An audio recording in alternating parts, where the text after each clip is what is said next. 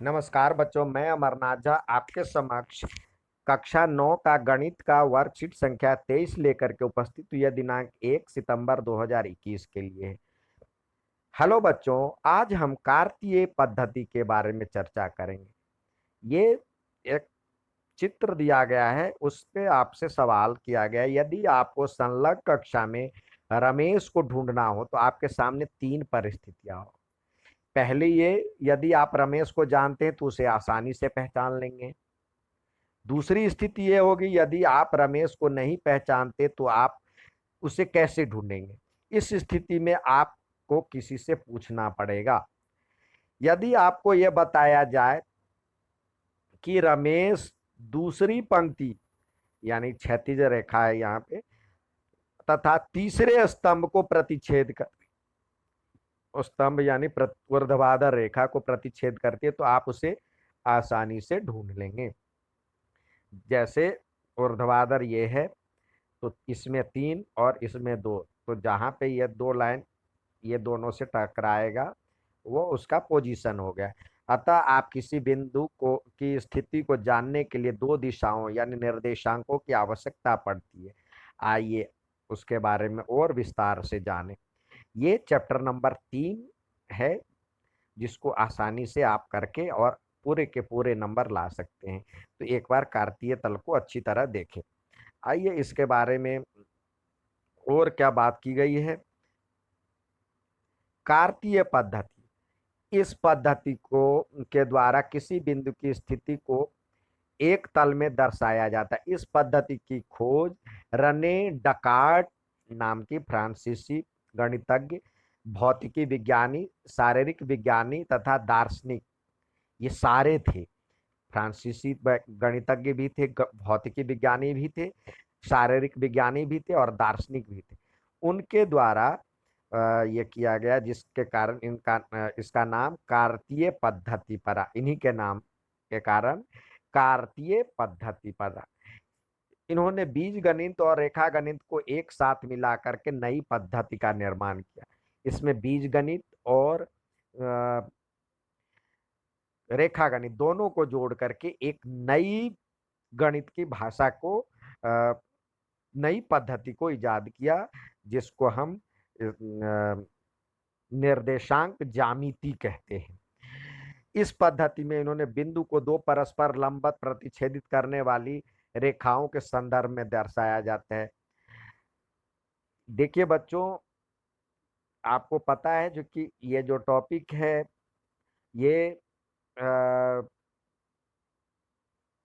Objective type सवाल में आता है, तो ये छोटी छोटी बात भी ध्यान रखनी है। जैसे कार्तीय तल की खोज किसने किया, तो इसमें दिया हुआ है। जैसे ये देखिए क्षैतिज रेखा, ये इस लाइन को क्षैतिज रेखा को एक्स अक्ष कहते हैं, और इस तरह से जब काटने वाली रेखा होती है तो वाई अक्ष कहते हैं।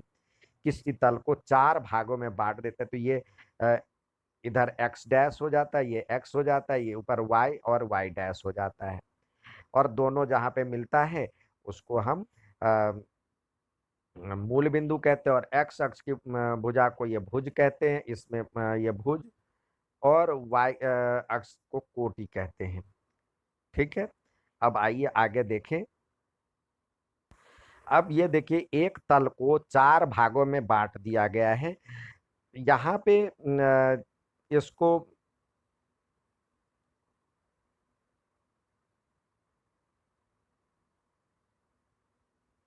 ये लाइन है, ये जो है इसको एक एक्सिस बताया, और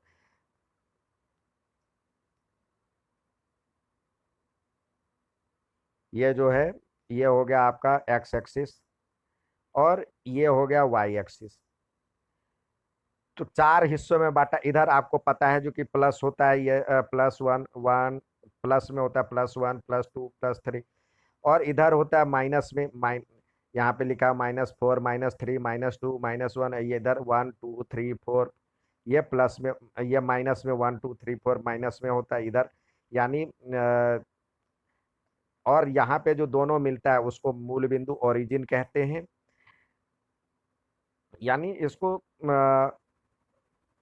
इसको ओरिजिन कहा। और ये जो भुज होता है एक्स अक्ष को भुज कहते हैं, एक्स अक्ष का निर्देशांक, और वाई अक्ष का निर्देशांक। इसको काफी उसमें बताया गया, तो आइए हम अलग से समझ। यहाँ पे चार भागों में बांट दिया गया। तो यहाँ पे देखिए ये जी वाई की वैल्यू यहाँ से ऊपर की ओर जाएंगे तो प्लस होता है 1 2 3, और इधर आएंगे तो माइनस होता है -1 -2 -3। इसी तरह एक्स का मान ये 1 2 और ये 3, और इधर आएंगे तो -1 -2 -3। यहाँ पे दोनों मिलता है तो इसको मूल बिंदु कहते हैं। अब चार हिस्सों में काट दिया गया तो घड़ी की उल्टी दिशा में, घड़ी के उल्टे डायरेक्शन में, इसको पहला चतुर्थांश, इसको द्वितीय चतुर्थांश, इसको तृतीय चतुर्थांश, इसको चौथे चतुर्थांश नाम दिया गया। अब यदि इस डब्बे में आता है कोई तो पहले हम एक्स की वैल्यू रखते हैं, फिर वाई की वैल्यू। तो पहले हम इधर जो है इस डब्बे में आएगा तो एक्स पॉजिटिव आएगा, एक्स जो होगा पॉजिटिव होगा, और वाई भी पॉजिटिव होगा, दोनों पॉजिटिव होगा। और यहाँ पे x क्या होगा, इसमें x इधर वाले में दूसरे क्वाड्रेंट पे x तो माइनस है, और इधर y क्वाड्रेंट प्लस हो जाएगा क्योंकि ऊपर की ओर। यहाँ पे माइनस में x भी आएगा, इधर x है ये माइनस में और ये भी माइनस में, तो ये माइनस और माइनस। और ये x का वैल्यू तो प्लस में आएगा और ये y का वैल्यू माइनस में आएगा।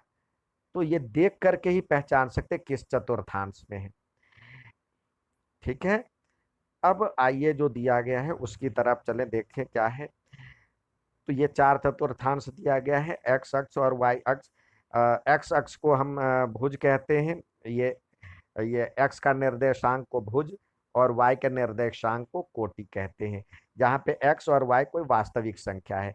तो हमने चारों चतुर्थांश बता दिए, इसको हम एक्स अक्ष कहते हैं, ये एक्स डैश हो जाएगा, और ये इधर एक्स हो जाएगा, और उसी प्रकार ऊपर में ये हो जाएगा वाई, वाई और वाई डैश। ठीक है, ये इससे आप देख सकते हैं, ये इसी को कहते हैं कार्तीय तल, ये कार्तीय तल। तो उसी के आधार पर आपसे पूछा जा सकता है जो कि ये कहाँ है। अब कौन सा बिंदु कहाँ है, ये जैसे कहा जाए -3 और 2, तो देखेंगे पहला माइनस में है और दूसरा प्लस में है, तो माइनस और प्लस कहाँ पे आ रहा है, तो इस क्वाड्रेंट में, सेकंड क्वाड्रेंट में, तो उस हिसाब से आएगा। आइए सवाल की तरफ जाते हैं, देखते हैं क्या कह रहा है। इसको कह रहा है जो कार्तीय पद्धति किसे कहते हैं, उदाहरण के साथ, उचित उदाहरण के साथ दीजिए, मतलब व्याख्या करने के लिए कह रहा है कार्तीय पद्धति। कार्तीय पद्धति वह पद्धति है जिसमें हम जैसे ये एक क्षैतिज रेखा, ये ऊर्ध्वाधर रेखा, इससे किसी बिंदु को हम दर्शाते हैं।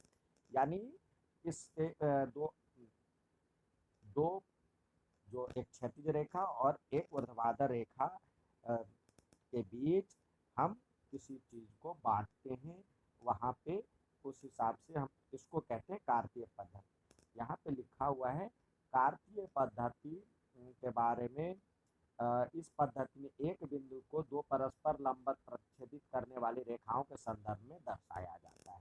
यानी किसी बिंदु को हम मान लीजिए यहाँ पे दर्शाएंगे, तो अब ये यहाँ से कितनी दूरी है और यहाँ से कितनी दूरी है, तो ये कहलाता है कार्तीय पद्धति।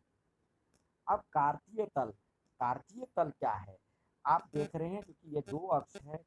अब ये इसको कहते हैं क्षैतिज रेखा को एक्स अक्ष, और ऊर्ध्वाधर रेखा को कहते हैं वाई अक्ष। अब यहाँ वाई की वैल्यू आप जानते हैं जो कि क्या है, आ, ये वाई की वैल्यू ऊपर जाने पे इस लाइन, यहाँ पे तो 0 रहता है तो इधर प्लस आता है, ये प्लस होता जाता है, और इधर माइनस होता जाता है। इसी प्रकार इधर प्लस, सॉरी इधर माइनस होता है, इधर प्लस होता है। तो ये चार बराबर हिस्सों में बांट दिया, ये इसी को कहते हैं कार्तीय तल। जो आपको उसमें बांट दिया जाता है, किसी तल को बांट रहा है, तो ये कार्तीय तल कहलाया पूरा। अब कार्तीय तल में निर्देशांक अक्ष जो होता है, किससे हम पता करते हैं कि कोई पोजीशन कहाँ है? तो उसके लिए दो अक्ष है, यहाँ पे दिया हुआ है, ये इसके निर्देशांक अक्ष हैं।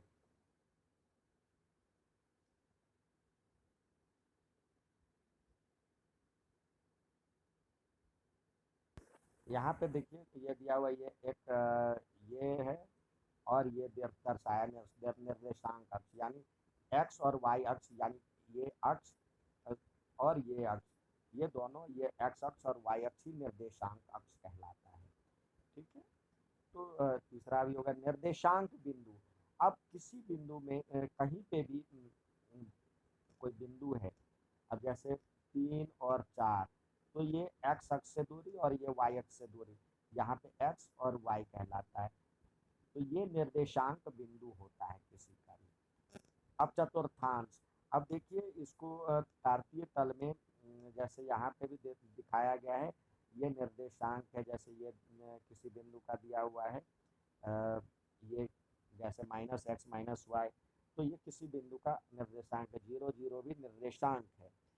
तो अब कह रहा है जो कि चतुर्थांश, तो ये कितने चतुर्थांश है? ये एक चतुर्थांश, इधर प्लस, यहाँ पे भी देखिए ये दोनों प्लस होगा, तो ये प्लस प्लस 4 हिस्सों में बांट दिया। ये पहला चतुर्थांश, ये दूसरा चतुर्थांश, ये तीसरा चतुर्थांश, ये चौथा चतुर्थांश।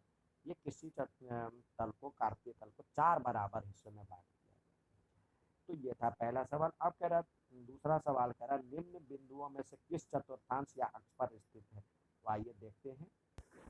यहाँ पे दिया हुआ है -2 और 3, तो देखिए -2, सॉरी 2 और 3, तो x की वैल्यू 2, तो यहाँ पे x की वैल्यू 2 और ये 3, तो इधर आएगा 2 और 3, तो ये किस चतुर्थांश में जाएगा? पहला, तो यहाँ पे हो गया पहला।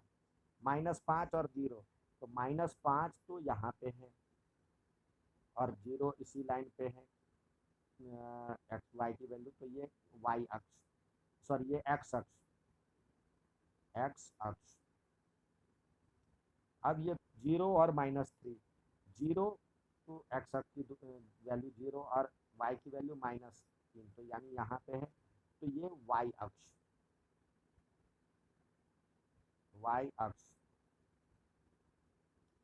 अब -4 और -7, तो दोनों माइनस में, ये भी माइनस और ये भी माइनस, तो दोनों मिल करके ये तीसरे चतुर्थांश में। 0 0 ये मूल बिंदु, ये मूल बिंदु।